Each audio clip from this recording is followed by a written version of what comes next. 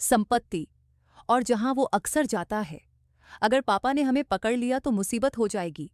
लेकिन Sophie Sullivan मना नहीं कर सकी। जेक थॉम्पसन, न्यू सेंचुरी में अभी अभी एक बड़ा सुपरमार्केट खुला है, क्यों ना हम वहां पैदल चलें? सोफी सुलिवन ने तुरंत सोचा और सुझाव दिया। ठीक है, मैंने सिर हिलाया। असल में मैं गैलेक्सी प्लाजा जाना चाहती थी, थॉमस सुलिवन द्वारा दिए गए कार्ड की वजह से, छूट के लिए। लेकिन चूंकि सोफी सुलिवन ने न्यू सेंचुरी को चुना, तो फिर न्यू सेंचुरी ही चलते हैं। आज सुबह से ही मेरे खाते में 2000 इंटीमेसी पॉइंट्स जमा हो चुके हैं। अगर आज दोपहर टहलते हुए एक और छिपा हुआ मिशन शुरू हो गया, 2000 पॉइंट्स और मिले, आज रात मैं सिस्टम स्टोर में जा सकता हूं, सीधे विला के बदले। सोफी सुलिवन मुस्कुराई। बढ़िया, इस तरह जेक थॉम्पसन के साथ आराम से समय बिता सकता हूं। पापा से मिलने की कोई चिंता नहीं।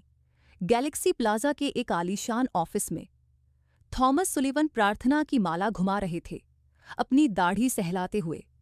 वह एक उपहार तैयार करने की योजना बना रहे थे, किसी से अपने होने वाले दामाद को भिजवाने की। लेकिन उपहार चुनना बहुत मुश्किल था। दूसरे पक्ष को समझ नहीं पा रहे थे। डर लग रहा था, महंगे तोहफे उन्हें पसंद नहीं आएंगे।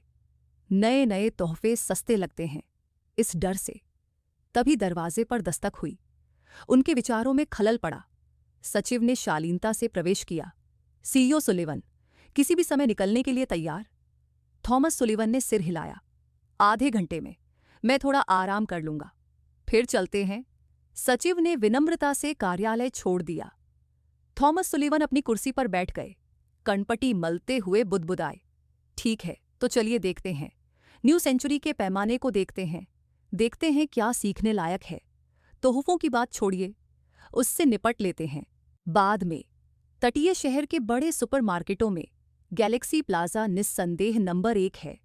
लेकिन फिर भी थॉमस सुलिवन कभी आलसी नहीं रहे, हमेशा सीखने की मानसिकता बनाए रखते थे। हाल ही में न्यू सेंचुरी नाम का एक सुपरमार्केट तूफान की तरह उभरा।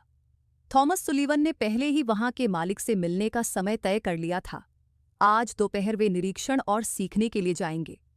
देखेंगे कि क्या कुछ संदर्भ देने लायक है।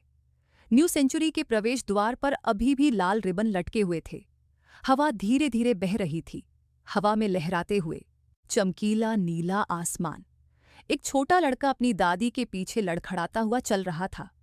उसके हाथ में एक मुफ्त कॉटन कैंडी थी। वह खुशी से खिलखिला रहा था। कई सड़क विक्रेता भीड़ का फायदा उठाकर अपना सामान बेच रहे थे, अपनी रोजी रोटी के लिए जोर जोर से चिल्ला रहे थे। सार्वजनिक साइकिलें करीने से कतार में लगी थीं। सफाई कर्मचारी हमेशा जमीन को एकदम साफ रखते थे। सोफी सुलिवन और मैं अभी कार से उतरे ही थे कि हमारे सामने फूल लिए खड़ी एक छोटी बच्ची से हमारी मुलाकात हुई। वह चीनी मिट्टी की गुड़िया जैसी लग रही थी, बेहद प्यारी। बच्ची ने मुझसे मीठी आवाज में कहा, श्रीमान, यह महिला, ये बहुत सुंदर है। क्या आप इसे फूलों का गुलदस्ता नहीं खरीदेंगे? मैं धीरे से मुस्कुराई। नीचे बैठकर लड़की के हाथों में पहले से लिपटे गुलाब के गुलदस्ते को देखते हुए मैंने पूछा, एक गुलदस्ते की कीमत कितनी है? छोटी लड़की ने अपने बाएं हाथ में गुलदस्ता पकड़ा हुआ था। दाहिने हाथ की एक उंगली ऊपर उठाते हुए उसने कहा, एक गुलदस्ते की कीमत $10 है। ऐसे छोटे उपहारों को मैं मना नहीं कर सकी। सोफी सुलिवन को देने की तैयारी करते हुए मैंने सबसे खूबसूरत खिले हुए फूलों का गुलदस्ता चुना। भुगतान करने के लिए अपना फोन निकालने ही वाली थी कि सोफी सुलिवन ने मेरा फोन खींच लिया। हाथ वापस। उसने मुंह बनाते हुए कहा, मुझे ये पसंद है, मैं इसे खरीद लूंगी। आप दूसरा खरीद लीजिए। मैं जम गया। हे भगवान, क्या ये बच्ची अभी भी आधी नींद में है? मैं तो तुम्हारे लिए खरीद रहा हूं। मैंने बेबसी से कंधे उचकाए और उस छोटी बच्ची से कहा, चूंकि मालकिन खुद खरीद रही है तो मैं और नहीं खरीदूंगा। सोफी सुलिवन के होठों के कोने हल्के से मुड़े। उसने भुगतान पूरा किया। मेरे प्यारे, क्या तुम मुझे फूल नहीं देना चाहते? मैं अवाक रह गया। धिक्कार है, मैं बहुत चाहता हूं, लेकिन सबसे सुंदर गुलदस्ता तो पहले ही किसी और ने ले लिया था। महोदय, यह भी बहुत सुंदर है, इसे ले लीजिए। आखिर उस महिला ने अपने लिए खरीदा था, आपका उसे देना अलग बात है। छोटी बच्ची ने आज्ञाकारी भाव से कहा। मैंने उस गुलदस्ते को फिर से देखा। हालांकि यह उस शानदार गुलदस्ते जैसा नहीं था जिसे सोफी सुलिवन ने पहले उठाया था, लेकिन ठीक था। ठीक है, मैंने पैसे दे दिए। छोटी बच्ची उछलती हुई चली गई। मैंने सोफी सुलिवन को घूरा, फिर उसे फूल दे दिए। ये लो, तुम्हारे लिए। सोफी सुलिवन ने मना नहीं किया, बल्कि धीरे से मुस्कुराई। धन्यवाद मेरे प्यारे, और ये तुम्हारे लिए है। तुम।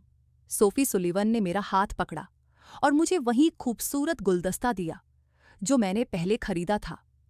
और भी खूबसूरत, और भी शानदार, उसने फुसफुसाते हुए कहा। मैं सोच रही थी, प्यार दो लोगों के बीच होता है। हमेशा लड़के ही लड़कियों को फूल क्यों देते हैं? इसलिए मैंने ये तुम्हारे लिए खरीदा है, जेक थॉम्पसन। मैं दंग रह गई, फिर तुरंत समझ गई। सोफी सुलिवन ने जानबूझकर सबसे सुंदर गुलदस्ता खरीदा था, मुझसे मुकाबला करने के लिए नहीं, बल्कि मुझे सबसे शानदार गुलदस्ता देने के लिए, जबकि मैंने खुद चुना था। कमतर वाला, अपने लिए सबसे अच्छा नहीं चुन रही, बल्कि इस नादान लड़की के लिए बचा रही हूं। हाथ पकड़ो। मैंने कुछ नहीं कहा, बस धीरे से अपना दाहिना हाथ आगे बढ़ाया। तभी सोफी सुलिवन ने बड़ी प्यारी मुस्कान दी। अचानक जेक थॉम्पसन बाहर इतना पतला क्यों दिख रहा है? ऑफिस में तो बिल्कुल भी ऐसा नहीं दिखता। हम दोनों ने उंगलियां एक दूसरे में फंसा लीं और मॉल में साथ साथ चलने लगे। सोफी सुलिवन अभी भी जेके की यूनिफॉर्म पहने हुए थी। उसके लंबे काले बाल झरने की तरह लहरा रहे थे। उसने बारीकी से मेकअप किया हुआ था। उसकी गुलाबी आंखें हमेशा मेरी तरफ देख रही थीं, शरारती अंदाज में। जहां तक मेरी बात है, मैं हमेशा की तरह हैंडसम हूं। हम दोनों की लंबाई बिल्कुल बराबर है। पता नहीं कितनी निगाहें हम पर पड़ीं। एक युवा जोड़ा अभी अभी शॉपिंग खत्म करके लौटा था। मुझे और सोफी सुलिवन को देखकर उन्होंने एक दूसरे को देखा। उनके चेहरों पर जलन साफ झलक रही थी। देखा, हे भगवान, ये लंबी टांगें तो एकदम परफेक्ट गर्लफ्रेंड की हैं। ये बेवकूफ इतनी घूर रहा है, लेकिन ये लड़का सच में बहुत हैंडसम है, मेरा सपनों का बॉयफ्रेंड। इसके बाद क्या हुआ, जो समझते हैं वो समझ जाएंगे। बस प्रवेश द्वार के पास वाली ड्रिंक शॉप में घुसते ही मैंने 2 संडे आइसक्रीम ऑर्डर की। सोफी सुलिवन ने थोड़ा भौहें चढ़ाते हुए मॉल में हाथ पकड़े घूम रहे जोड़ों की ओर इशारा करते हुए मुझसे पूछा, ये लड़के बालों में टाई क्यों बांधे हुए हैं? ये बाल नहीं बांध रहे हैं। मैं धीरे से मुस्कुराई और उसके कान के पास झुककर समझाया, ये बांधना नहीं चाहते। इनकी गर्लफ्रेंड्स ने चुराकर इन्हें पहनने को कहा है। लड़के बालों में टाई इसलिए बांधते हैं ताकि उन्हें लगे कि उनकी गर्लफ्रेंड्स हैं और दूसरी लड़कियां उन्हें छेड़ने की कोशिश न करें। सोफी सुलिवन की आंखें चमक उठीं। ओह हाँ, ये वाकई एक अच्छा विचार है, खासकर जेक थॉम्पसन जैसे लड़कों के लिए। बस थोड़ी दूर ही चला था कि इतनी सारी लड़कियां उसे ताक रही थीं। अगर मैं उसके बगल में नहीं चल रही होती तो वे जरूर उसका इंस्टाग्राम मांग लेती। बिल्कुल नहीं, बिल्कुल नहीं। तो क्या तुम मुझे भी एक दोगी?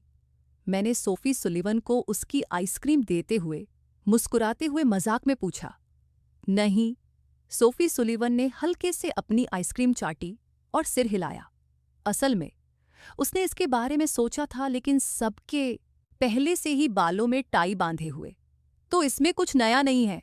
सोफी सुलिवन सोच में डूब गई।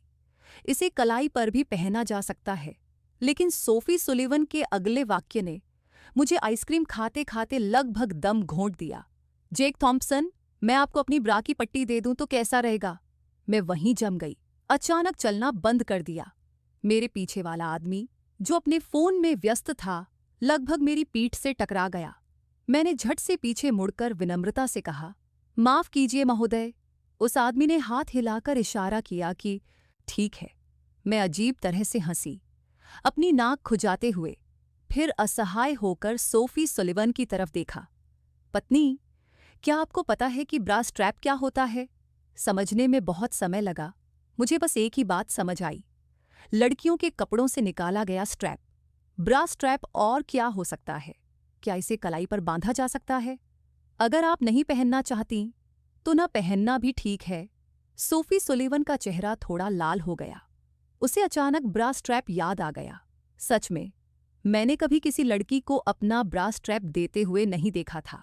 अपने बॉयफ्रेंड से ब्रा की स्ट्रैप के बारे में बात करते हुए सोफी सुलिवन ने सीधे सीधे कह दिया, लेकिन अब ध्यान से सोचने पर यह वाकई परेशानी वाली बात है। उस स्ट्रैप को तो अंडरवियर से निकालना ही पड़ेगा। नई स्ट्रैप लगाने का कोई मतलब नहीं, और अगर वही स्ट्रैप इस्तेमाल कर लें जो उसने पहले पहनी हो तो बिल्कुल नहीं। रंग और स्टाइल चुनने की बात तो छोड़ ही दीजिए, ये सब भी मुश्किल है। सबसे आसान उपाय यही है कि जैक थॉम्पसन खुद ही चुन ले। लेकिन क्या ये मुमकिन है? सोफी सुलिवन ने आत्मविश्वास से सोचा। बिल्कुल नहीं, मैंने अभी तक सहमति नहीं दी है। तुम इसे कब उतारोगे? और मुझे दे दो, लाल, नारंगी, पीला, हरा, नीला, इंडिगो, बैंगनी। मुझे इंद्रधनुषी रिबनों का पूरा संग्रह दे दो। मैं हंस पड़ा। कितनी अच्छी बात है। अगर ऐसा यीशु के साथ होता तो शायद वो भी हंसते हुए उठ खड़े होते। एक और कारण जिसकी वजह से मैं इसकी उम्मीद कर रहा हूं, वो है सिस्टम का पैसिव स्किल। गर्लफ्रेंड से उपहार मिलने पर 1000 बाइंडिंग पॉइंट्स मिलते हैं। सोफी सुलिवन खिलखिलाकर हंसी और मुझे तिरस्कार भरी नजरों से देखा। बिल्कुल छोटी बच्ची वाली हरकत। जैक थॉम्पसन, क्या इंद्रधनुषी रिबनों का आइडिया तुम्हारा था? चलो कपड़े खरीदते हैं। पहले तुम्हारे लिए। ब्रा स्ट्रैप के बारे में मैं बाद में सोचूंगी। सोफी सुलिवन शरारती मुस्कान के साथ प्राइड काउंटर की ओर तेजी से बढ़ी। मैं चौंक गई। लगता है मिस सोफी का मेरे लिए कपड़े खरीदना भी बंधन बिंदुओं में गिना जाता है। पत्नी, मुझे पैंट, जैकेट, शर्ट और पहनने लायक हर चीज चाहिए। मेरे लिए पूरा सेट खरीद दो। ठीक है, मोजे और अंडरवियर भी। मैं मुस्कुराते हुए हर चीज गिनने लगी। अगर सोफी सुलिवन एक साथ सब कुछ खरीद लें तो कुल मिलाकर लगभग 10,000 बंधन बिंदु हो जाएंगे। प्राइड ब्रांड की एक बेहद उत्साही सेल्स गर्ल खड़ी थी, जिसे ब्रांड का क्लासिक मोटो हमेशा याद रहता था, अगर पसंद आए तो अंदर आइए, नहीं तो चले जाइए। लेकिन मुझे और सोफी सुलिवन को देखकर आज हमारे चेहरे वाकई सबका ध्यान खींच रहे थे। वह अपनी जलन छिपा नहीं पाई। सच में स्वर्ग में बनी जोड़ी। अगर ऐसे ग्राहकों को प्राइड पसंद नहीं आता तो उन्हें घुटने टेककर अंदर आने के लिए आमंत्रित करना चाहिए। प्रिय महोदय और महोदया, आज न्यू सेंचुरी मॉल के ग्रैंड ओपनिंग में भारी छूट मिल रही है। खरीदारी वाकई फायदेमंद है। मुझे एक झलक देखने दीजिए, मैं आपको घुमाकर दिखा दूंगी। मैंने मुस्कुराकर सिर हिलाया। परेशानी के लिए धन्यवाद। स्टोर के अंदर भव्य सजावट से प्राइड की उच्च स्तरीय स्थिति स्पष्ट हो रही थी। कपड़े करीने से सजे हुए थे। हर वस्तु को बहुत बारीकी से डिजाइन किया गया था। सोफी सुलिवन ने कहा, काश मेरी कंपनी भी इस स्तर तक पहुंच पाती। शायद अगर आरडी के लोगों में मेरे बॉयफ्रेंड की आधी काबिलियत भी होती तो शायद उम्मीद होती। सोफी सुलिवन ने माथे पर शिकन डाली। कमियां ढूंढने की आदत उसे पेशे से चली आ रही थी। वह बहुत गंभीर थी। यह कॉलर का डिजाइन बहुत भद्दा है, तुम पर झंझ नहीं रहा। चौड़े कंधों पर यह अजीब लग रहा है। मैं इसे नहीं ले रही, बहुत पुराना है। मेरे पापा के लिए ज्यादा ठीक रहेगा। एक एक करके देखते देखते आखिरकार सोफी सुलिवन को एक जैकेट पसंद आ गई। वाइन कलर की डायनामिक स्टाइल जैकेट। उसने काफी देर तक देखा, फिर संतुष्टि से सिर हिलाया। यह अच्छी है, पैटर्न भी युवा लुक वाला है, इसे पहनकर देखो। मैंने सिर हिलाया।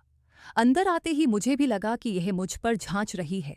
सेल्स गर्ल जल्दी से मेरे पास आई, सही साइज ढूंढा और मुझे फिटिंग रूम में ले गई। इसी बीच स्टोर के मुख्य हॉल में शोरगुल गूंज रहा था। हनी, देखो ये कितने भद्दे हैं। घंटों तक चुन चुनकर हर चीज में खामी निकालते रहे। आखिर में सबसे सस्ता वाला चुन ही लिया। सोफी सुलिवन ने भौहें चढ़ाते हुए इधर उधर देखा। डिजाइनर ब्रांड के कपड़े पहने एक जोड़ा बातें कर रहा था। लड़का किसी अमीर नौजवान जैसा लग रहा था। उसने नजरें हटा लीं। उसे परवाह ही नहीं थी, बस कपड़े हैं। जैक थॉम्पसन को पसंद है, उसे भी पसंद है, बस इतना ही काफी है। मुझे पुरुषों के सूट दिखाओ।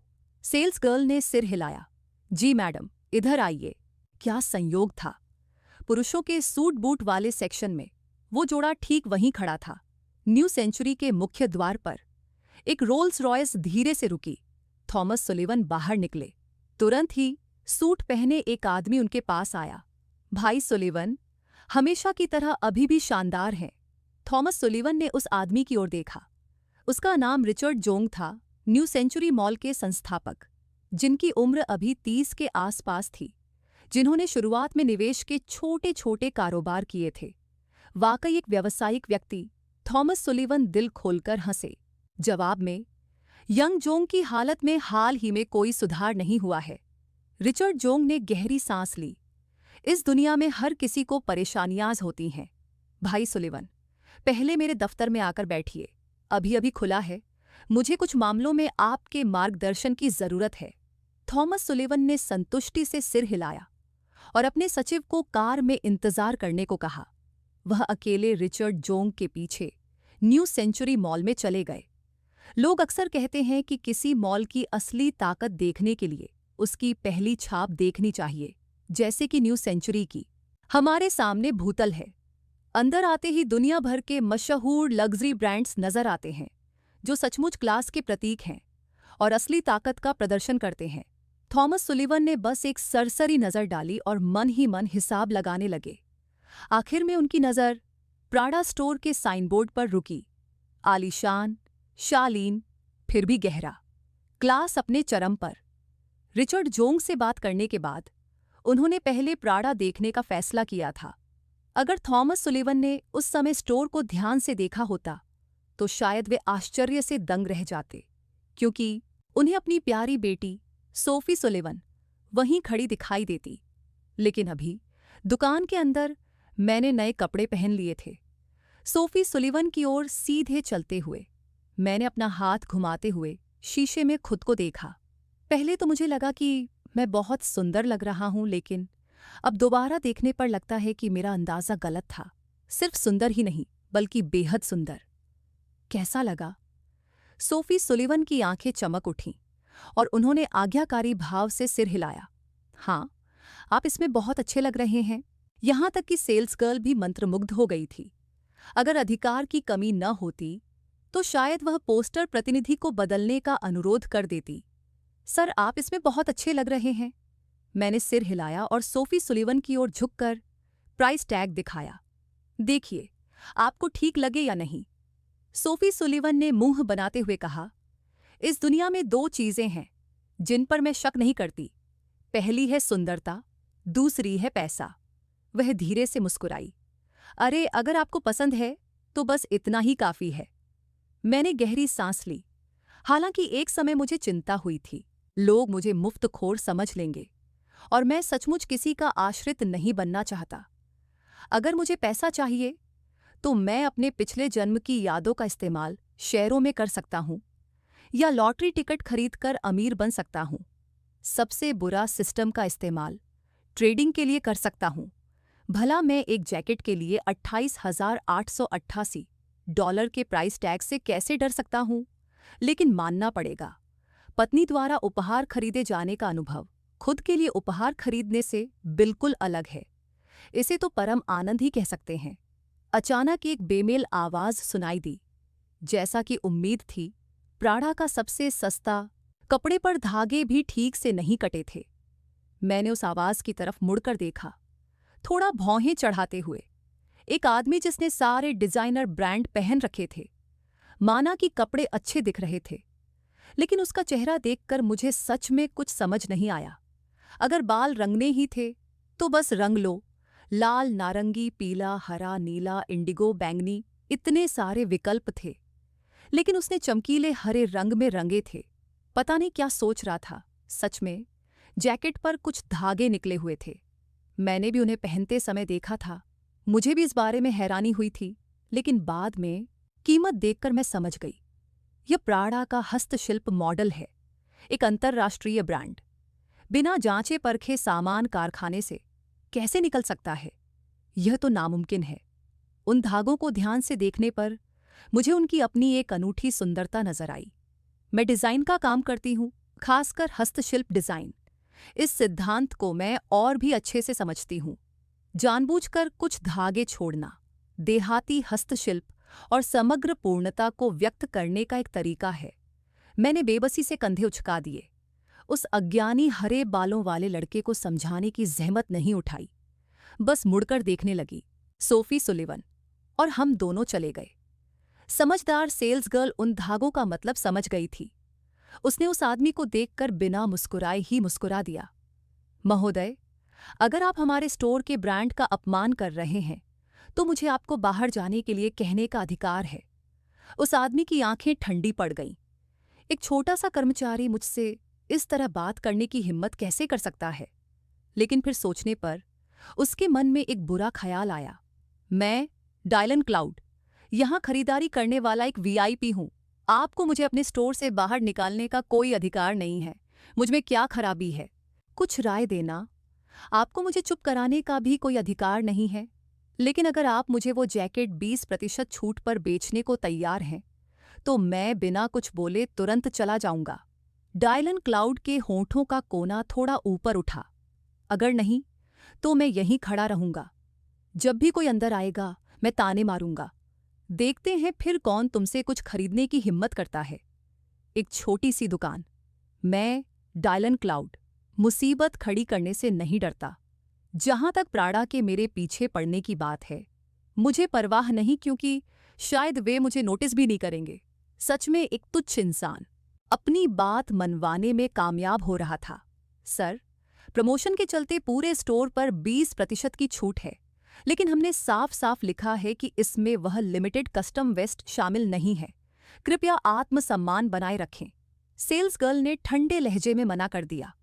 उसकी आंखों में डायलन क्लाउड के लिए तिरस्कार भरा था। वह 1 घंटे से ज्यादा समय से यहीं चिपका हुआ था। 20% छूट पर लिमिटेड कस्टम वेस्ट खरीदना चाहता था। अगर नहीं तो जाने से इनकार कर रहा था।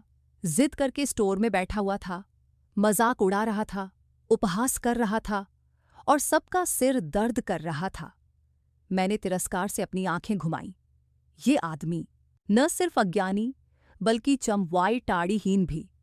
अगर सेल्स गर्ल बेच सकती तो बेच देती।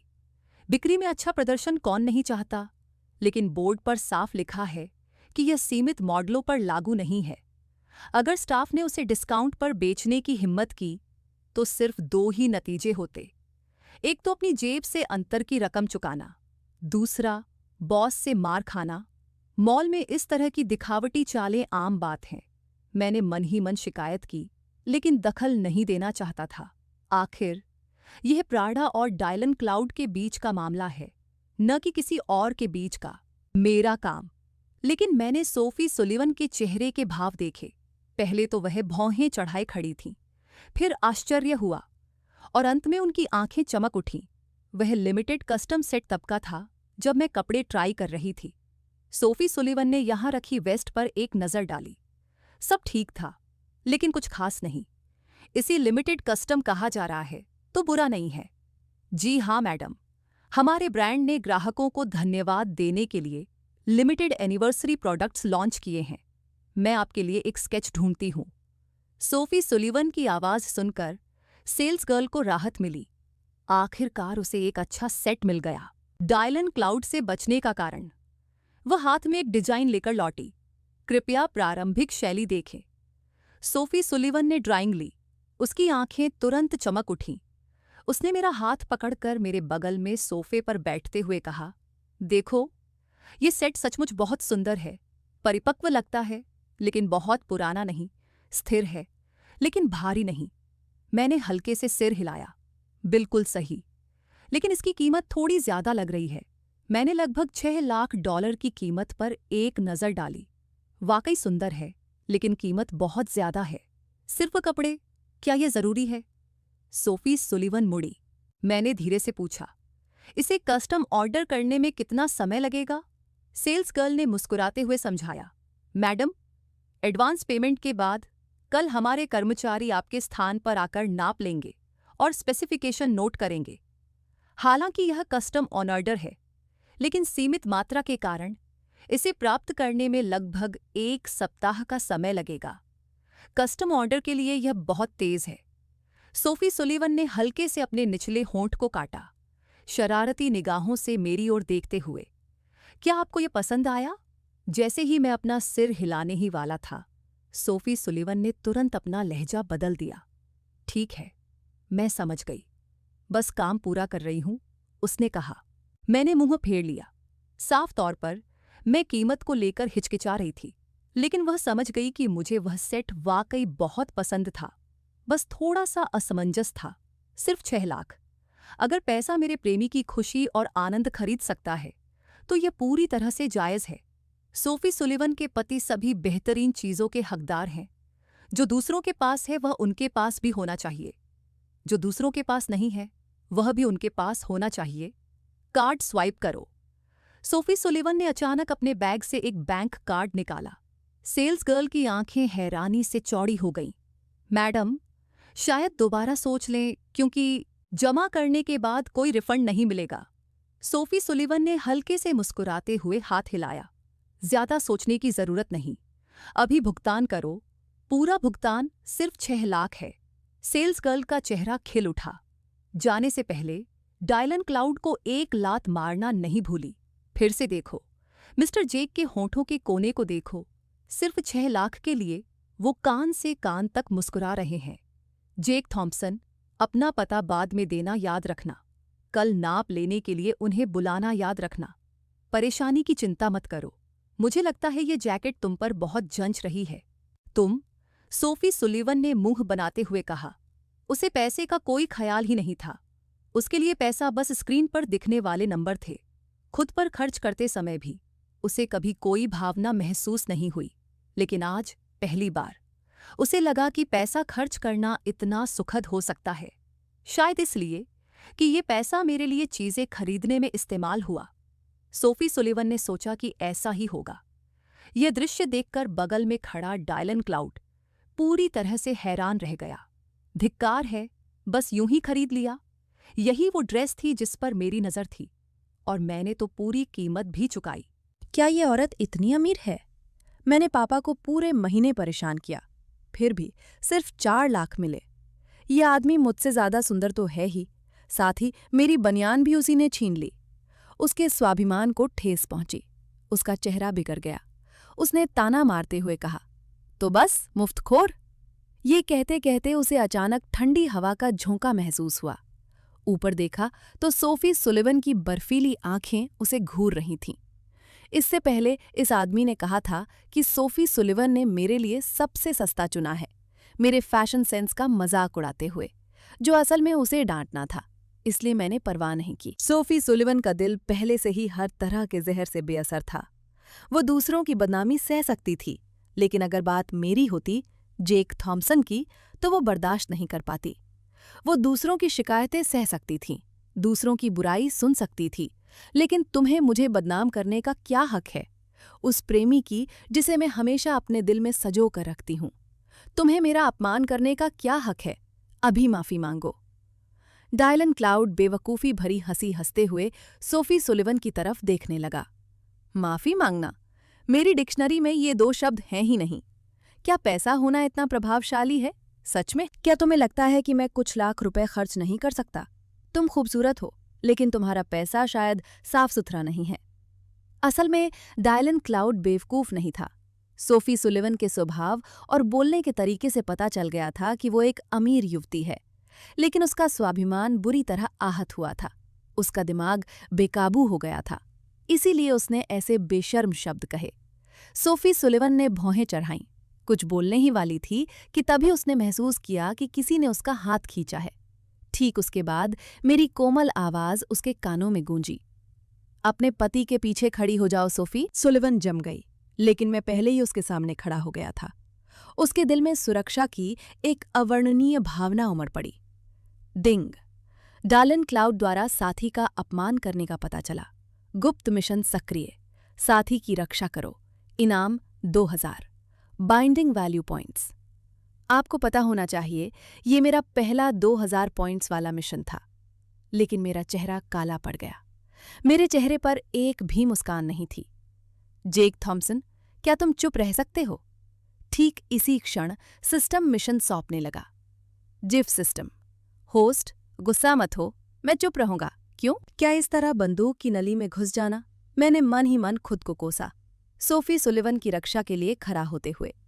अभी 2000 बंधन बिंदुओं की बात नहीं थी, लेकिन ये कुछ ऐसा था जो मुझे करना ही था। सोफी सुलिवन, चाहे कंपनी में हो या घर पर, कभी किसी की शिकायत नहीं सहती थी। अब मेरे साथ चलते हुए एक हरे बालों वाले बदमाश द्वारा उस पर उंगली उठाई जा रही है और उसका अपमान किया जा रहा है। कुत्ते भी अपने मालिकों का सम्मान करते हैं, और तुम्हारे जैसे कचरे, क्या तुम्हें पता है कि तुम किससे पंगा ले रहे हो? Dylan cloud.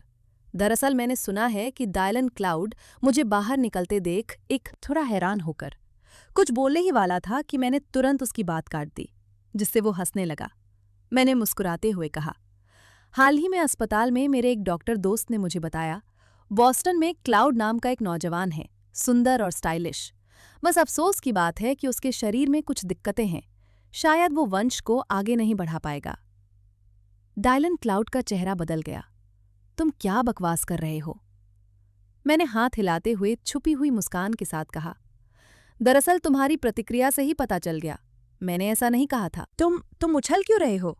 चलो मैं तुम्हें एक और कहानी सुनाता हूं, वो भी मेरे एक डॉक्टर दोस्त की, तुम्हारी गर्लफ्रेंड के बारे में। मैंने जानबूझकर थोड़ी देर रुक कर कहा, और सच में डायलन क्लाउड के बगल में बैठी लड़की एकदम जम गई और मुझे घूरने लगी। तुम्हारा क्या मतलब है? डायलन क्लाउड का गला भराया था। मैं सही था, उसे सच में कोई बीमारी थी। हाल ही में वो चेकअप के लिए भी गया था, और उसकी गर्लफ्रेंड को आजकल लगातार उल्टी हो रही है। उसके दिमाग में एक बात खटक रही थी। मैंने आगे कहा, आखिरकार वो ड्रैगन क्लाउड का अपना बेटा है, थोड़ा सा अहंकार समझ में आता है। अगले मंगलवार को तुम्हारा जन्मदिन है, क्या तुम अपने सिर पर उस हरी टोपी से परेशान नहीं होना चाहते? डायलन क्लाउड ने मुश्किल से अपनी बात कही। उसे एहसास हुआ कि मैं जानती हूं कि उसका पिता ड्रैगन क्लाउड है, और ये भी कि अगले मंगलवार को उसका जन्मदिन है। इतने कम समय में मैंने इतनी सारी जानकारी हासिल कर ली थी। इससे उसकी रीढ़ की हड्डी में सिहरन दौड़ गई। मैं कोई साधारण इंसान नहीं थी। ये सोचकर उसने मेरी बात पर पूरा यकीन कर लिया। पीछे मुड़कर बगल में खड़ी लड़की पर नजरें गड़ाते हुए डायलन क्लाउड का खून तेजी से बढ़ने लगा। उसने उसे जोर से थप्पड़ मारा, चेहरे पर मुक्का मारते हुए, चिल्लाते हुए, लानत है, तूने मुझे धोखा देने की हिम्मत कैसे की? उस चीख ने दुकान में मौजूद दूसरे ग्राहकों का ध्यान खींचा। डायलन क्लाउड शर्मिंदा हो गया। चेहरा छुपाने की कोई जगह नहीं थी। उसने अपनी प्रेमिका के बाल पकड़े और उसे बाहर खींच लिया। मैंने गहरी सांस ली। होठों के कोने पर एक व्यंग्यात्मक मुस्कान थी। ये लड़का बहुत जल्दबाजी कर रहा है। मैंने अभी अपनी बात पूरी नहीं की थी कि मेरे दोस्त ने बताया कि उसकी प्रेमिका को हाल ही में पेट की समस्या हो गई थी। अक्सर मतली होती थी। उसे हरी टोपी उतारने के लिए कहना इसलिए था क्योंकि वह उसके चेहरे पर अच्छी नहीं लगती।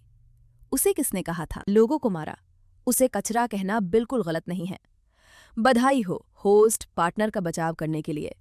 2000 बाइंडिंग वैल्यू पॉइंट्स मिले। मैंने चुपके से सिस्टम को सिर हिलाकर सहमति दी। होस्ट का संतुष्ट होना अच्छी बात है। क्या वो कौशल संतोषजनक था? काफी अच्छा। बस एक दिन में सिर्फ एक व्यक्ति की रिपोर्ट देख सकता हूं, थोड़ी कमी है। सिस्टम बाद में अपग्रेड हो जाएगा, निश्चिंत रहें। जिफ कभी फेल नहीं होता। थोड़ी देर पहले सिस्टम अपने आप बंद हो गया था। मैंने उस पर चिल्लाया। सिस्टम बुरी तरह डर गया। उसे लगा कि मैं गुस्से में हूं। तुरंत ही उसने एकदम सही जवाब दे दिया। स्वास्थ्य जांच कौशल। किसी भी व्यक्ति पर प्रयोग करने से उसकी स्वास्थ्य स्थिति स्पष्ट रूप से समझ में आ जाती है। पहले तो मैंने डायलन क्लाउड को ठीक से डांटने की योजना बनाई थी, लेकिन उसे बेवकूफ़ समझकर मैंने उसकी स्वास्थ्य जांच कर ली। जांच न करना भी ठीक रहता। जांच के बाद मैं चौंक गई। इस लड़के को सच में बीमारी थी। इसी वजह से पहले इतना हंगामा हुआ था। मैंने अपनी कनपटी मलते हुए सोफी सुलिवन के कंधे पर धीरे से थपथपाया। पत्नी, तुम क्या सोच रही हो? वो हरे बालों वाला बेवकूफ तो गया। सोफी सुलिवन की आंखें लहरों जैसे पानी की तरह थीं। उसने मुझे हल्के से गले लगाया। वैसे तो वो आमतौर पर ठंडी रहती है, दूसरों की बातों की परवाह नहीं करती, लेकिन आखिरकार वो भी इंसान है। अपमान का दर्द उसे आज भी होता है। पहले वो हमेशा अकेले ही सब सहती थी, या तो अनदेखा करती थी या परवाह नहीं करती थी। उसे लगता था कि जब तक वो व्यस्त रहेगी सारी परेशानियां भूल जाएगी। आज वो मेरा बचाव करना चाहती थी, लेकिन मेरे कामों ने उसे एक बार फिर प्यार का एहसास कराया। मैंने जो सुरक्षा का एहसास दिलाया वो साफ था। सुरक्षित महसूस करना, देखभाल का एहसास, किसी की हथेली में संजोया हुआ। कबूल करते समय मैंने जिस सुरक्षा का वादा किया था, मैंने सचमुच वही किया। उसने पूछा, तुम्हें कैसे पता चला कि डायलन क्लाउड बीमार है? मैं मुस्कुराई। उसने पहले से ही हरी टोपी पहन रखी है। तुम्हारे पति चेहरों से भविष्य बता सकते हैं। मुझे यकीन है कि वो गंभीर रूप से बीमार है। सोफी सुलिवन ने सहजता से और पूछा, तो क्या तुम्हें ये भी पता चल गया था कि उसकी प्रेमिका गर्भवती है? मैंने बार बार सिर हिलाया। मेरा चेहरा शिकायत से भरा हुआ था। मैंने उसकी प्रेमिका के बारे में सिर्फ एक बात कही थी, ये नहीं कहा कि वो गर्भवती है। सोफी, मैंने सोफी सुलिवन की तरफ मुस्कुराते हुए देखा, जिससे सोफी शर्मा गई। मन ही मन बुदबुदाई, हे भगवान, कितनी शर्मनाक बात है। जेक थॉम्पसन, क्या तुम हमेशा अपने दिल की बात ऐसे ही खुलकर कह देते हो?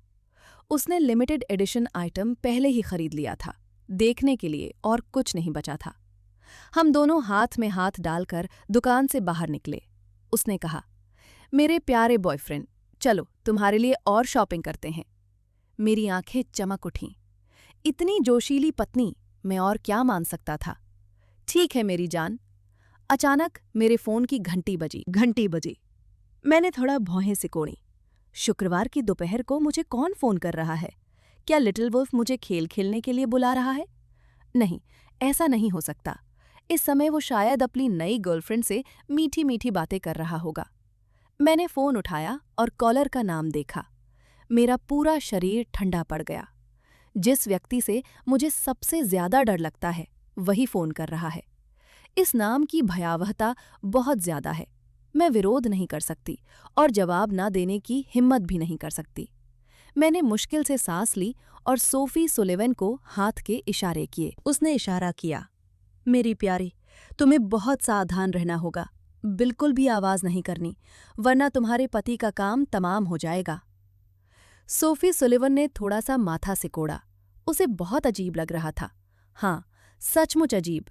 क्या इस दुनिया में कोई ऐसा है जो जेक थॉम्पसन को इतना डरा सकता है? वह कान खड़े करके सुनने लगी, अपने पंजों पर खड़ी हो गई। वह जानना चाहती थी कि कौन इतना डरावना हो सकता है। मैंने गहरी सांस ली और जवाब दिया, हेलो माँ, आप जैसी महत्वपूर्ण इंसान मुझे क्यों बुला रही हैं? सोफी स्तब्ध रह गई। माँ, तो ये मेरी होने वाली सास का फोन है? वाकई, किसी सीईओ के अंदाज जैसा। उसके दिल में अचानक हजारों सवाल उठने लगे। अगर वो जेक थॉम्पसन की माँ है, तो वो जवाब देने से इतना क्यों डर रहा है? क्या उसका प्रभाव इतना जबरदस्त है? क्या वो सख्त सास टाइप की होंगी? क्या वो मुझे पसंद नहीं करेंगी? जितना ज्यादा वो सोचती, सोफी सुलिवन उतनी ही ज्यादा उलझन में पड़ जाती। चेहरा लाल हो गया। वो शर्माते हुए गुनगुनाना चाहती थी, लेकिन आवाज ना निकाल पाने की वजह से उसने जल्दी से अपना मुंह ढक लिया। दूसरी तरफ से एक भद्र महिला की आवाज आई, कुछ खास नहीं माँ, बस थोड़ी देर सो गई थी। अचानक याद आया कि मेरा एक बेटा है। अब बहनों के महजों खेलने आने का इंतजार कर रही हूँ, इसीलिए आपको कॉल कर रही हूँ। मैंने एक लंबी आह भरी। मेरे होठों के कोने हल्के से मुड़ गए। महजों खेलना ठीक है, लेकिन माँ, सोचिए कहीं आप कुछ भूल तो नहीं रही हैं? मैंने ये जानबूझकर कहा, क्योंकि ये कहानी मेरे हाई स्कूल के आखिरी साल की है। आखिरी साल के अंत में, नए साल के करीब, स्कूल ने अचानक लॉकडाउन की घोषणा कर दी। सेमेस्टर 1 सप्ताह के लिए बढ़ा दिया गया था। चूंकि ये एक बोर्डिंग स्कूल था, इसलिए अधिकांश छात्रों ने अपने माता पिता को अतिरिक्त खर्च भेजने के लिए फ़ोन किया। मैं भी अपवाद नहीं था। मैंने माँ को, मतलब डायना ली को, पैसे के लिए फ़ोन किया। माँ ने जल्दी से सहमति जताते हुए कहा कि वो कल पैसे ले आएंगी। नतीजा ये हुआ कि बुधवार तक मुझे खर्च नहीं मिला। मुझे छुट्टी के बाद पता चला कि अगले दिन माँ मेरे लिए पैसे लाने ही वाली थीं कि पड़ोस की आंटियों ने उन्हें महजोंग खेलने के लिए बुला लिया। पल भर में डायना ली अपनी माँ को पूरी तरह से भूल गईं। बेटे के पास पैसे खत्म हो गए थे। उसने पूरी रात महजोंग भी खेला। अब याद करके मुझे आज भी याद आता है कि मैंने लगातार 3 दिन कैंटीन का खाना, उबले हुए बन और अचार खाए थे। डायना ली को लगा कि मैं पुरानी बातें फिर से उठाने वाली हूँ, इसलिए उसने झट से विषय बदल दिया। मैं अपने प्यारे बच्चे की ऋणी हूँ, पुरानी बातें न करें। माँ को आपसे ज़रूरी बातें करने दीजिए। क्या आपको नीचे वाले अंकल वोंग याद हैं? उनकी बेटी अभी विदेश से लौटी है, कितनी सुंदर है। माँ, आप दोनों की जोड़ी बना देंगी। मैंने माथे पर शिकन डाल ली। मुझे पता था कि माँ ने बस यूं ही फोन किया था। मुझे किसी से मिलने के लिए मजबूर मत करो। मैंने माँ की तय की गई ब्लाइंड डेट्स को साफ मना कर दिया। वैसे भी तुम्हारे बेटे के पीछे पड़ने वालों की कमी नहीं है। क्या तुम पोते पोतियों के लिए इतनी बेचैन हो? दूसरी तरफ बैठी डायना ली प्यार से डांटते हुए बोली, तुमने अभी तक कुछ हासिल नहीं किया है बच्चे। क्या तुम्हें पता है कि माँ ने तुम्हें इतना सुंदर क्यों बनाया? मैंने गहरी सांस लेते हुए मुंह बनाया। क्योंकि माँ चाहती हैं कि मैं लड़कियों को आकर्षित करूं ताकि जल्दी शादी हो जाए, फिर माँ को पोते पोती मिल सके, है ना? ये जवाब मैंने बहुत पहले ही याद कर लिया था। डायना ली ने संतुष्टि से सिर हिलाते हुए खुशी से कहा, यही तो है। ठीक है, फिर भी तुम कोई कदम नहीं उठाओगे। तुम लगभग 25 साल के हो चुके हो। अगर इस साल तुम अपनी गर्लफ्रेंड को घर नहीं लाए तो माँ तुम्हारे हाई स्कूल के सारे प्रेम पत्र ढूंढ निकालेगी। हर लड़की का नाम, फोन नंबर पता करेगी, देखेगी कि कौन तुमसे शादी करना चाहती है। फिर माँ तुम्हें खुद वहां ले जाएगी। मैं तो वहीं खून की उल्टी करने वाला था। मैं तो सिर्फ 24 साल का हूँ। पूरी दुनिया में शायद ही कोई मेरी माँ जितना पोते पोतियों के लिए बेताब हो। होने वाले ससुर थॉमस सुलिवन, मुझे भी शामिल कर लेना। अभी तो मैं सारा ध्यान माँ को मात देने पर लगा हुआ था, इसलिए मैंने अपने बगल में बैठी सोफी सुलिवन को बिल्कुल भी नोटिस नहीं किया, जो टमाटर की तरह लाल हो रही थी। तभी आंटी ने फोन करके शादी के लिए जोर दिया, क्योंकि वो चुपके से दबे पांव बातें सुन रही थीं। उन्हें डायना ली की आवाज़ हल्की हल्की सुनाई दे रही थी। अचानक प्रेम पत्रों को ढूंढने की बात सुनकर, यहाँ तक कि सैकड़ों में से चुनने की बात सुनकर, उनके होठों के कोने शरारती मुस्कान से मुड़ गए। बचपन से ही उनके जेक थॉम्सन को ऐसी लड़कियां पसंद करती थीं। हाँ, बिल्कुल सही, मेरा बॉयफ्रेंड बहुत हैंडसम है। प्रेम पत्र मिलना कुछ भी अजीब नहीं, मैंने जवाब दिया। माँ, आपका हिसाब गलत निकला। मैंने ये सारे पत्र बॉस्टन इसलिए लाए थे ताकि आप ऐसा ना करें। अगर बात ताने मारने की हो तो मेरी माँ का कोई मुकाबला नहीं, लेकिन तैयारी के मामले में मैं भी पीछे नहीं हूँ। बॉस्टन जाने के लिए सामान पैक करते समय मुझे पहले से ही अंदाजा था कि माँ प्रेम पत्रों को धमकी के तौर पर इस्तेमाल करेंगी, इसलिए मैंने सारे पत्र साथ ले लिए। मेरी माँ ने थोड़ा सा माथा सिकोड़ा। मेरा बेटा वाकई हिसाब किताब करना जानता है। डायना ली अचानक अवाक रह गई। उसे समझ नहीं आ रहा था कि अब क्या धमकी दे। मेरे साथ सोफी सुलिवन उत्साह से भर उठी। जेक थॉम्सन लड़कियों द्वारा लिखे गए सभी प्रेम पत्र लेकर आया था। कितना बढ़िया! सच कहूं तो वो उन्हें देखना चाहती थी। उन पत्रों के माध्यम से वो मेरे अतीत के बारे में बहुत कुछ जान सकती थी। एक ओर वो चुपके से सुनती रही, दूसरी ओर अपने दिल में योजनाएं बनाती रहीं। उसकी आंखें इधर उधर घूम रही थीं, लगातार सोच रही थीं कि मुझसे वे पत्र कैसे प्राप्त किए जाएं। उसने नखरे दिखाते हुए मुंह बनाया और मुंह फेर लिया, लेकिन ठीक उसी क्षण उसने 2 आदमियों को देखा। वे हंस रहे थे और बात करते हुए इधर आ रहे थे। दोनों ने साफ सुथरे सूट पहने हुए थे। उम्र करीब 30 या 40 के आसपास थी। ध्यान से देखने पर सोफी सुलिवन चौंक गई। उन दोनों आदमियों में से एक उसके पिता थे। वो चिल्लाई, पापा, अपने ही प्लाजा में नहीं रुक रहे हो? न्यू सेंचुरी मॉल किस लिए आए हो? दरअसल आने वाले थॉमस सुलिवन और रिचर्ड जोंग थे। थॉमस सुलिवन ने मूल रूप से एक उत्पाद की दुकान देखने की योजना बनाई थी, और संयोग से सोफी सुलिवन और मैं ठीक दुकान के सामने खड़े थे। एक दूसरे से ना मिलना अजीब बात होती। सोफी सुलिवन की अचानक कॉल ने मुझे वहीं जम जाने पर मजबूर कर दिया। मैंने बेताब होकर आंखों से इशारा किया। पत्नी, तुम क्या कर रही हो? क्या मैंने तुमसे कहा नहीं था कि आवाज मत करो? चिल्लाना बात करने से भी बुरा है। मैं कल्पना कर सकता था कि दूसरी तरफ मेरी माँ शरारती मुस्कान के साथ खड़ी है। सोफी सुलिवन ने मेरी तरफ देखा। उसका सिर चकरा रहा था। लगता है मैंने गलती से आवाज कर दी। ये सब पापा की गलती है। अचानक प्रकट होकर लोगों को डरा देते हैं। जेक थॉम्सन, मेरा ऐसा कोई इरादा नहीं था। वो चुपके से मुंह बनाकर थॉमस सुलिवन को पास आते हुए देख रही थी, बस कुछ 100 मीटर दूर। उसने माथे पर शिकन डाल ली। वो ऐसी नहीं थी कि बैठकर पकड़े जाने का इंतजार करे, लेकिन मुझे खींच कर भगाना भी काम नहीं आएगा। मैं अभी भी फोन पर हूं, हम कैसे भाग सकते हैं? अगर मैं एक और आवाज करने से खुद को रोक नहीं पाई तो क्या होगा? तब तो मेरी हालत और भी खराब हो जाएगी। उसके पापा को बिल्कुल नहीं देखने देना, वरना वो मुझे जरूर डांटेंगे। बहुत सोचने के बाद सोफी सुलिवन ने पीछे हटने का फैसला किया। उसने आंखों से मुझे इशारा किया, फिर दूसरी दिशा में मुड़ गई। मैं फोन पर अभी भी एकदम सन्नाटा पसरा हुआ था। क्या हो रहा है? इससे पहले कि मैं कुछ समझ पाता, दूसरी तरफ से डायना ली की आवाज आई।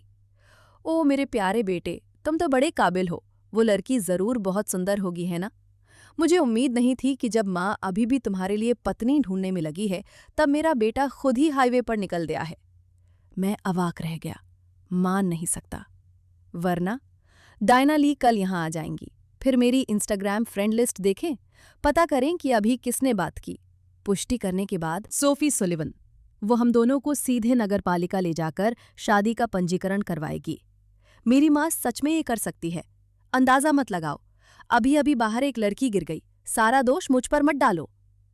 डायना ली ने भौहें चढ़ाते हुए सोचा कि बात समझ में आ रही है, लेकिन अभी अभी उसे लगा कि वो आवाज मेरे ठीक बगल में थी। क्या वो लड़की सीधे उसके बेटे पर गिरी होगी? उसके बगल में कोई लड़की तो नहीं है ना? मेरे होठों के कोने ऊपर उठे। लगता है कहानियां गढ़ने की मेरी क्षमता बुरी नहीं है। मुझे ध्यान भटकाना जारी रखना होगा। बिल्कुल कोई नहीं है। बोस्टन में रहना बहुत महंगा है। मैंने अभी कुछ ही दिन पहले काम शुरू किया है। मेरा साथ कौन देगा? डायना ली ने इस बारे में सोचा और मान गई। हालांकि उसका बेटा सुंदर है, लेकिन आजकल की लड़कियां व्यवहारिक होती हैं। ठीक है, गर्लफ्रेंड ढूंढने में तुम्हें खुद ध्यान देना होगा। मम्मी को बार बार याद दिलाने की जरूरत नहीं है। ठीक है, आंटियां आ गई हैं। मम्मी महजौंग खेलने की तैयारी कर रही हैं। मैं दिल से मुस्कुराया। ये आंटियां सच में मेरी रक्षक हैं। इस नए साल में मैं हर एक को एक बड़ा लाल लिफाफा दूंगा। जी मम्मी, अपनी सेहत का ख्याल रखना, याद रखना। दूर नदी शहर में डायना ली अचानक चौंक गई। उसे लगा कि कुछ गड़बड़ है। उसके बेटे की प्रतिक्रिया कुछ अजीब थी। हालांकि सभी स्पष्टीकरण तर्कसंगत थे, लेकिन वो इतनी आसानी से मूर्ख बनने वाली नहीं थी। उसने कॉल रिकॉर्डिंग सेव कर ली। ताश खेलने के बाद हम इसे एक एक शब्द करके फिर से सुनेंगे। ठीक है, फोन रख रही हूं बेटा, अपना ख्याल रखना, याद रखना। ये सुनकर मुझे लगा जैसे मुझे माफ कर दिया गया हो। मैंने तुरंत फोन काट दिया। तभी सोफी सुलिवन का एक क्यू संदेश आया। प्रिय जेक थॉम्पसन, अभी अभी अचानक पेट में दर्द हो रहा था, इसलिए बाथरूम गई थी। अब ठीक है, कार में बैठी हूं। कॉल के बाद मुझसे मिलना। मुझे भूख लगी है, कुछ खाना चाहती हूं। मैंने राहत की सांस ली। तो वो पेट दर्द की वजह से अचानक चली गई। ठंडी आइसक्रीम खाने से ही होगा। अगर उसे भूख लगी है तो मुझे उसे कुछ खिलाने ले जाना चाहिए। मैंने अपना माथा रगड़ा। कुछ कदम ही चली थी कि मेरे पीछे से एक जानी पहचानी आवाज आई। भाई जेक, क्या संयोग है? मैं चौंक कर पीछे मुड़ी। थॉमस सुलिवन मुस्कुराते हुए दिखे। ओह, ये तो भाई सुलिवन है। थॉमस सुलिवन जल्दी से मेरे पास आए। ये सचमुच मेरे होने वाले दामाद के अच्छे भाई हैं। उन्होंने विनम्रता से मेरा हाथ मिलाया, फिर अपने बगल में खड़े व्यक्ति की ओर इशारा करते हुए मेरा परिचय कराया। ये रिचर्ड जोंग हैं, न्यू सेंचुरी मॉल के चेयरमैन। मैंने भी विनम्रता से रिचर्ड जोंग से हाथ मिलाया। नमस्कार श्रीमान जोंग। रिचर्ड जोंग मुझे नहीं जानते थे, लेकिन थॉमस सुलिवन का मेरे प्रति रवैया देखकर ही उनके चेहरे पर एक प्यारी सी मुस्कान आ गई। थॉमस सुलिवन ने मेरे कंधे पर थपथपाते हुए दिल खोल कर हंसा। भाई जेक, प्राडा में शॉपिंग कर रहे हो? उन्होंने एक नज़र डाली और प्राडा को देखा। मेरे हाथ में बैग था। मैंने कुछ नहीं छिपाया था। हाँ, एक जैकेट खरीदी। मेरी गर्लफ्रेंड मेरे साथ आई थी। थॉमस सुलिवन ने सहज ही शॉपिंग बैग में देखा। चूंकि वो संख्याओं के प्रति बहुत संवेदनशील थे, इसलिए उन्होंने रसीद पर लिखी संख्याएं तुरंत देख लीं। 6302 0118। उन्हें कुछ जाना पहचाना सा लगा। रिचर्ड जोंग भी बहुत ही समझदार थे। थॉमस सुलिवन की तरह उन्होंने भी मुझे अपना बिजनेस कार्ड दिया, जिससे साफ पता चलता था कि वे मुझसे जुड़ना चाहते हैं। भाई जेक, न्यू सेंचुरी में मेरे इस कार्ड की कीमत है। मैंने आह भरी। कितना प्रभावशाली, ये बड़े लोग, सभी को बिजनेस कार्ड देना पसंद है। बाद में न्यू सेंचुरी आने पर डिस्काउंट मिलेगा। धन्यवाद श्रीमान जोंग। थोड़ी देर बातचीत के बाद मैंने उनसे विदा ली। आखिर सोफी सुलिवन ने अभी कहा था कि उसका पेट ठीक नहीं है। मुझे भी चिंता हो रही थी। ऊपर से मुझे बहुत भूख भी लगी है। धिक्कार है, आज दोपहर की टीम बिल्डिंग में कुछ खाया ही नहीं। मुझे धीरे धीरे जाते हुए देखकर रिचर्ड जोंग और थॉमस सुलिवन ने एक दूसरे को देखकर सिर हिलाया। परिपक्व और शांत, इस नौजवान का भविष्य उज्जवल है। मुस्कुराते हुए वे दोनों साथ में प्राडा में चले गए। थॉमस सुलिवन ने संतुष्टि से सिर हिलाया। सेल्स गर्ल ने सबसे बड़े बॉस रिचर्ड जोंग को आते देखा। उसका रवैया बेहद गंभीर था। थोड़ी देर पहले जब मैं रिचर्ड जोंग और थॉमस सुलिवन से बाहर बात कर रही थी, तब उसने भी देखा था। उसे दुकान के अंदर का दृश्य याद आ गया। कुछ ही शब्दों ने डायलन क्लाउड को शर्मिंदा कर दिया। वो फुसफुसाए बिना नहीं रह सका। दरअसल सभी उच्च अधिकारी एक दूसरे को जानते हैं। उसकी आवाज़ बहुत धीमी थी, लेकिन फिर भी बगल में बैठे थॉमस सुलिवन ने सुन ली। उन्होंने पूछा, तुमने क्या कहा? सीधे सीधे पूछे जाने पर सेल्स गर्ल स्पष्ट रूप से चौंक गई। उसने जल्दी से समझाया, जिस व्यक्ति ने अभी आपसे और चेयरमैन जोंग से बात की वो वाकई बहुत अच्छा है। सेल्स गर्ल ने दुकान में हुई सारी घटना बताई। थॉमस सुलिवन और रिचर्ड जोंग दोनों ने अपनी सहमति जताई। अगली पीढ़ी पिछली पीढ़ी की जगह लेने के योग्य है। रिचर्ड जोंग ने मजाक में पूछा, भाई जेक, उन्होंने पहले क्या खरीदा था? क्या उन्हें भारी छूट मिली थी? सेल्स गर्ल ने धीरे से मुस्कुराते हुए कहा, एक साधारण जैकेट और एक सूट खरीदा था। जैकेट पर सबसे ज्यादा छूट मिली क्योंकि वो उन पर बहुत अच्छी लग रही थी। सूट लिमिटेड एडिशन है, मैं इस पर छूट नहीं दे सकती थी। रिचर्ड जोंग चौंक कर रुक गए और पूछा, लगभग 6 लाख वॉन? सेल्स गर्ल ने सिर हिलाया, वो वाला। चेयरमैन जोंग, थॉमस सुलिवन भी हैरान थे। 6 लाख? भाई जेक की आर्थिक स्थिति वाकई बहुत अच्छी है। ये तो उनकी गर्लफ्रेंड का तोहफा था। थॉमस सुलिवन की आंखें चौड़ी हो गईं। हे भगवान, एक गर्लफ्रेंड सीधे 6 लाख खर्च कर सकती है। फिर वो कितने अमीर होंगे? क्या खुद ब्रदर जेक ही होंगे? अचानक थॉमस सुलिवन ने गहरी सांस ली। बोस्टन में अमीर लोगों की कमी नहीं है, लेकिन खुद खरीदारी करने वाले लोग कम ही मिलते हैं। ब्रदर जेक जैसा कोई व्यक्ति जो सबका ध्यान खींच ले और पल भर में 6 लाख चुरा ले, उसकी प्रेमिका जरूर कोई अमीर औरत होगी। वह बहुत खूबसूरत होगी, है ना? थॉमस सुलिवन ने पूछा। सेल्स गर्ल हल्की सी मुस्कुराई और मन ही मन सोचने लगी, तो सफल लोगों को भी ऐसी गपशप पसंद है। बढ़िया। चेयरमैन जोंग दिखावा नहीं करते। उसके दोस्त भी वैसे ही हैं, बहुत खूबसूरत। सभी सुरागों को मिलाकर थॉमस सुलिवन के दिल में एक अवर्णनीय भावना उठी, जैसे कुछ पता चलने वाला हो, लेकिन फिर भी कुछ अधूरा सा रह गया था। क्या सोच रहे हो भाई सुलिवन? यह सूट तुम पर बहुत जंच रहा है। जूते भी कमाल के हैं। अचानक रिचर्ड जोंग की आवाज ने थॉमस सुलिवन को वास्तविकता में वापस खींच लिया। सच में बढ़िया, मुझे भी पहनकर देखने दो, थॉमस सुलिवन ने जवाब दिया। इसी समय एक मासेराती क्वाट्रोपोर्टे धीरे धीरे न्यू सेंचुरी मॉल से निकली। कार में मैंने मुड़कर सोफी सुलिवन से पूछा कि वह क्या खाना चाहती है। पहले उसे भूख नहीं थी। मॉल में वापस जाने की हिम्मत ही नहीं हो रही थी। उसे डर था कि कहीं कोने में उसके पिता से मुलाकात न हो जाए, लेकिन अब मुझे देखकर उसे फिर से भूख लग गई।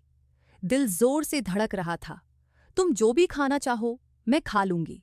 मुझे अचानक याद आया, पिछली बार मैंने कहा था कि मैं उसे बीफ नूडल्स खिलाने ले जाऊंगी, ठीक उसी समय जब मुझे भी उनकी बहुत इच्छा हो रही थी। तो चलो मेरे घर के नीचे वाली बीफ नूडल्स की दुकान पर चलते हैं। सोफी सुलिवन एकदम जम गई, आंखें तारों की तरह चमकती हुई। उसे ठीक से सुनाई नहीं दिया कि क्या खाना है, बस इतना सुना कि मेरे घर जा रही हूं। उसके घर? हाँ हाँ, अगर उसका मूड बन गया तो मुझे अपने प्राइवेट कमरे में ले जाना चाहेगा। सोचते ही उसका चेहरा लाल हो गया। सोफी सुलिवन ने मुंह फेर लिया और खिड़की से बाहर देखने लगी। क्षितिज पर सूर्यास्त की एक लकीर खूबसूरती से लटक रही थी, ठीक वैसे ही जैसे अभी उसके गालों पर लाली छाई हुई थी। आज तो स्वर्ग भी प्यार में डूबा हुआ होगा। गार्डन रेजिडेंस कॉम्प्लेक्स, वेई के बीफ नूडल्स। जो पसंद आए देख लो। मैंने सोफी सुलिवन को मेनू पकड़ा दिया। मैंने तरह तरह के नूडल्स देखे, अचानक उलझन में पड़कर उसने मेनू मुझे वापस दे दिया। मैं वही लूंगा जो आप अक्सर लेते हैं। हम्फ, अगर मैं खुद चुनूं तो शायद अच्छा न लगे, लेकिन जो आप अक्सर खाते हैं वो स्वादिष्ट ही होगा। ये मत कहो कि सबकी पसंद अलग अलग होती है। आपकी पसंद मेरी पसंद है। मैं मुस्कुराया और बोला, मालिक। 2 कटोरी पारंपरिक बीफ नूडल्स। मालिक अधेड़ उम्र का आदमी था। रसोई में आटा गूंथ कर नूडल्स बना रहा था। जानी पहचानी आवाज सुनकर उसने ऊपर देखा और मेरा चेहरा देखकर मुस्कुराया। ओह, ये तो छोटे जेक, आज अपनी गर्लफ्रेंड को नूडल्स खाने लाए हो। वो बहुत सुंदर है। सोफी सुलिवन की आंखें चौड़ी हो गईं। उसने ऊपर देखा और बॉस की निगाहों से नजरें मिलाईं। उसने अजीब सी मुस्कान दी, फिर शर्माते हुए अपना सिर नीचे कर लिया। बॉस नूडल्स पकाते हुए बोले, छोटे जेक, तुम्हारी गर्लफ्रेंड अभी भी शर्मीली है।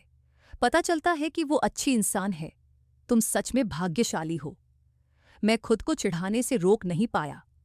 वो अंदर से अभी भी छोटी बच्ची है। शर्मीला होना सामान्य बात है। बिल्कुल सही, मेरी छोटी सोफी। छोटी सोफी!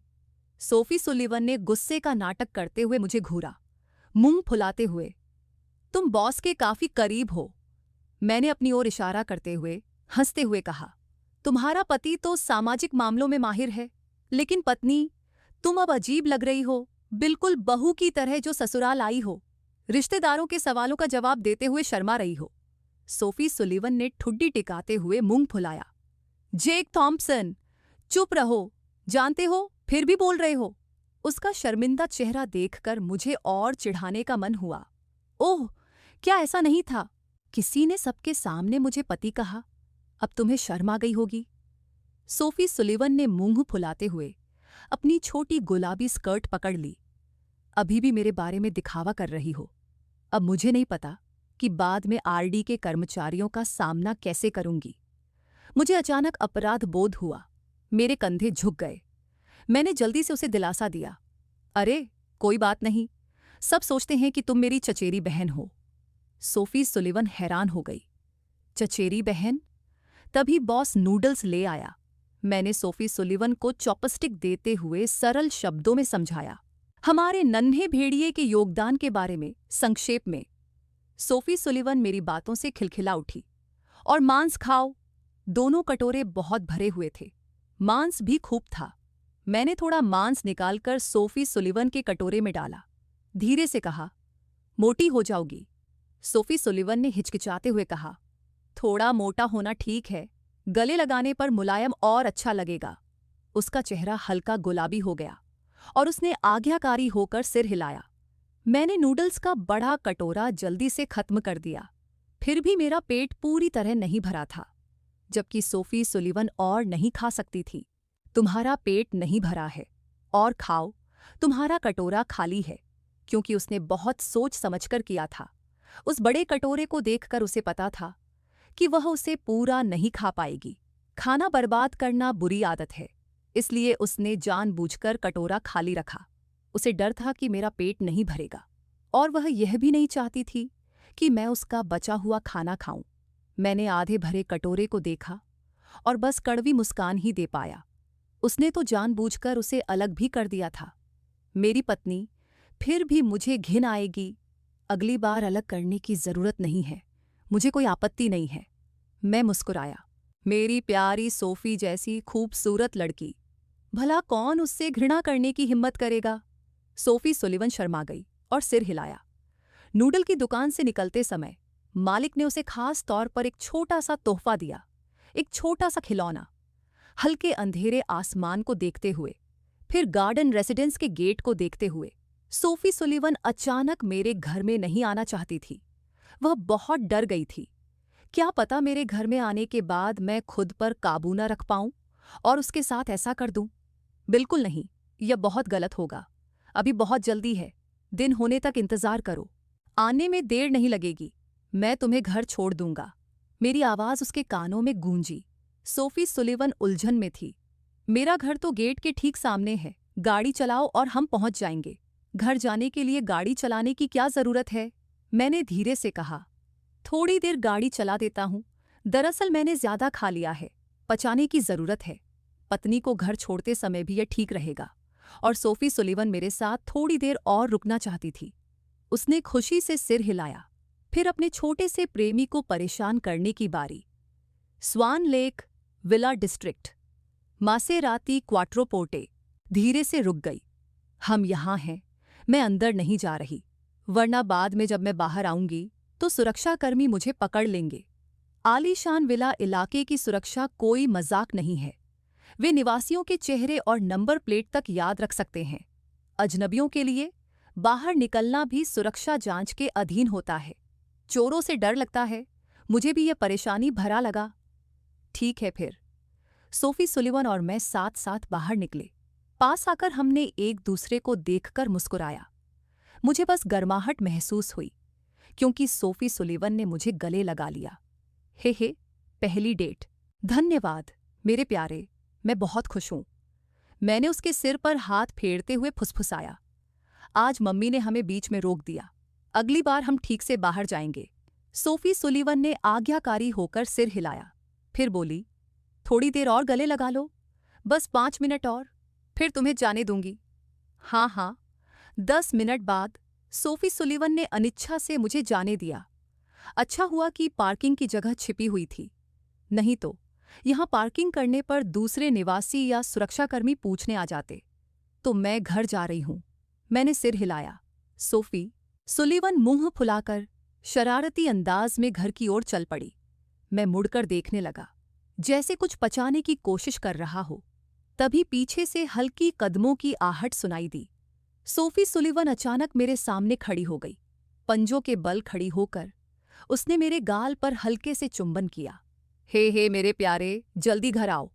इतना कहकर सोफी सुलिवन एक छोटे खरगोश की तरह दौड़ पड़ी, सीधे कार में। मेरे होठों के कोने पर हल्की सी मुस्कान आ गई। ये लड़की फिर से टोफू चुरा रही है। मासेराती कार धुएं की तरह विला इलाके में तेजी से निकल गई। सोफी सुलिवन बहुत उत्साहित थी।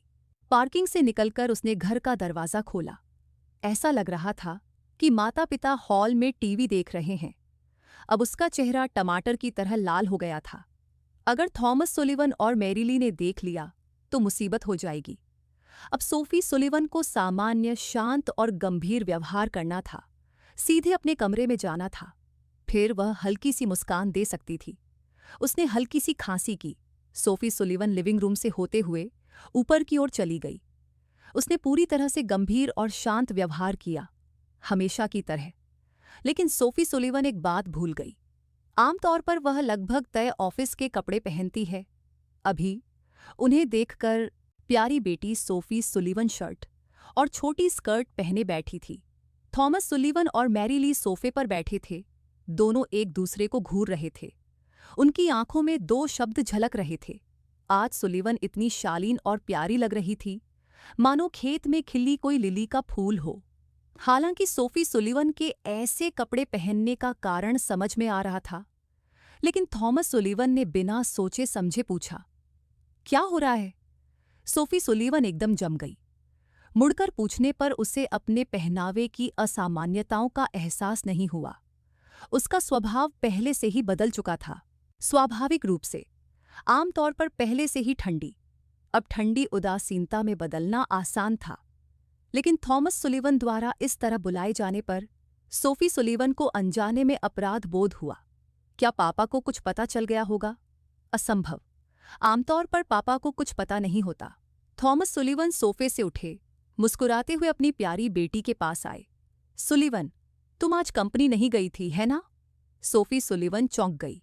थॉमस सुलिवन के बारे में फिर से सोचते हुए, पापा को कैसे पता चला? क्या अंकल टैंग ने चुगली कर दी होगी? सोफी को देखकर, सुलिवन के लोमड़ी जैसे चेहरे को देखकर थॉमस सुलिवन ने बेबसी से कंधे उचका दिए। सुलिवन, तुम्हें लगता होगा कि किसी ने पापा को बता दिया होगा, है ना? पापा ने तुम्हें इस तरह कपड़े पहने देखा था। तुम काम पर कैसे जा सकती हो? मजा आया होगा, है ना? थॉमस सुलिवन ने सही बात कही। सोफी सुलिवन के चेहरे के भाव बदल गए।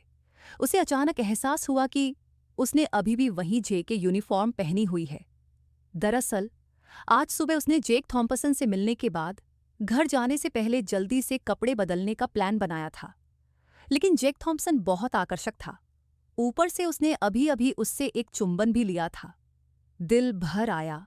शर्म और खुशी ने उसे कपड़े बदलने के बारे में पूरी तरह भुला दिया। आह! सोफी सुलिवन घबराकर चिल्लाई। बिना कुछ और कहे वह सीधे ऊपर की ओर भागी। उसे समझ नहीं आ रहा था कि थॉमस सुलिवन को क्या समझाए। अब उसका दिमाग जैक थॉम्पसन की छवि से भरा हुआ था। उसे बिल्कुल नहीं पता था कि क्या कहे। लेकिन सोफी सुलिवन ने ध्यान नहीं दिया।